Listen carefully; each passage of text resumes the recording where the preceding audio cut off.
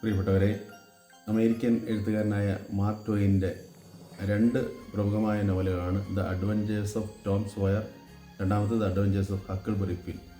ഈ Huckleberry Finn എന്ന നോവലിൽ ഹക്ക് വേഷപ്രച്ഛന്നനായി സാറാ വില്യംസ് എന്ന പേരിൽ മിസ്സിസ് ലോപ്റ്റസ് എന്ന് പറയുന്ന ഒരു സ്ത്രീയുടെ അടുത്ത് ചെല്ലുകയും ഇവൻ്റെ മാനറിസത്തിലും പെരുമാറ്റത്തിലും സംശയം തോന്നിയ ലോപ്റ്റസ് പെട്ടെന്ന് തന്നെ 2-3 പരീക്ഷണങ്ങൾ അവനിൽ നടത്തുകയും അങ്ങനെ അവൻ്റെ ഈ കള്ളത്തരം പൊളിക്കുകയും ചെയ്യുന്നു. ആ സംഭവം ആ ബുക്ക് വായിക്കുമ്പോൾ നമുക്ക് വളരെ ഇൻട്രസ്റ്റിംഗ് ആയിട്ട് തോന്നുന്ന കാര്യമാണ്. ഒന്നാമതായിട്ട് ജൂഡിസ് ലോപ്റ്റസ് ചെയ്ത കാര്യം ഒരു ഇരുമ്പ് കഷ്ണം എടുത്ത് എലിയെ എറിയുവാനായിട്ട് ആവശ്യപ്പെടുകയാണ്. അപ്പോൾ ഹക്ക് ആൺകുട്ടികളെല്ലാവരും ചെയ്യുന്ന പോലെ കൈ നിവർത്തി വെച്ച് വളരെ ശക്തിയോടുകൂടി ലക്ഷ്യത്തിലേക്ക് എറിഞ്ഞ് എലിയെ കൊള്ളിക്കുന്നു. എന്നാൽ പെൺകുട്ടിയായിരുന്നെങ്കിൽ ശക്തി കുറഞ്ഞ് മുട്ടുമടക്കി കൈ നിവർത്താതെ ആയിരിക്കും എറിയുക. ആ ഒരു പരീക്ഷണത്തിൽ നിന്ന് തന്നെ പെട്ടെന്ന് അവൻ ആൺകുട്ടിയാണ് എന്ന് മനസ്സിലാക്കാൻ സാധിച്ചു. രണ്ടാമത് അതൊന്നുകൂടി കൺഫേം ചെയ്യാനായിട്ട് ഒരു സൂചിയും നൂലും കൊടുത്ത് കുരുക്കുവാനായിട്ട് ആവശ്യപ്പെടുന്നു.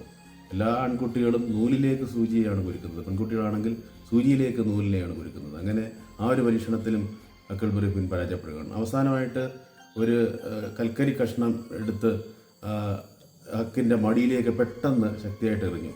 പെട്ടെന്നൊരു വസ്തു നമ്മുടെ മടിയിലേക്ക് മടിത്തട്ടിലേക്ക് വരുമ്പോൾ ആൺകുട്ടിയാണെങ്കിൽ കാൽമുട്ടുകൾ അടുപ്പിക്കുകയും എന്നാൽ പെൺകുട്ടികളാണെങ്കിൽ കാൽമുട്ടുകൾ അകറ്റുകയും ചെയ്യും. അങ്ങനെ ഈ 3 പരീക്ഷണങ്ങളിൽ നിന്ന് പെട്ടെന്ന് തന്നെ അവൻ്റെ കള്ളത്തരം ജൂഡിത്ത് ലോപ്റ്റസ് മനസ്സിലാക്കുകയും സത്യസന്ധമായിട്ട് കാര്യങ്ങൾ ഏറ്റുപറയുകയൊക്കെ ചെയ്തു.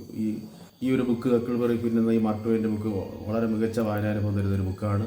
അത് എല്ലാവർക്കും വേണ്ടി വായിക്കുവാനായിട്ട് ഇത്രയും 140 വർഷങ്ങൾക്ക് മുമ്പ് പ്രസിദ്ധീകരിക്കുന്ന നോവലായിട്ട് കൂടി ഇപ്പോഴും അതിന് നല്ല കാലിക പ്രസക്തിയുണ്ട്. സുകുമാർ അഴീക്കോടിൻ്റെ ഹക്കിൾബറി ഫിന്നിൻ്റെ ഒരു ട്രാൻസ്ലേഷൻ 1967 തന്നെ ചെയ്തിട്ടുണ്ട്. ഹക്കിൾബറി ഫിന്നിൻ്റെ വിക്രമങ്ങൾ എന്ന പേരിൽ എല്ലാവർക്കും വായനാ ദിനത്തിൻ്റെ ഊഷ്മള ആശംസകൾ നേരുന്നു. Thank you.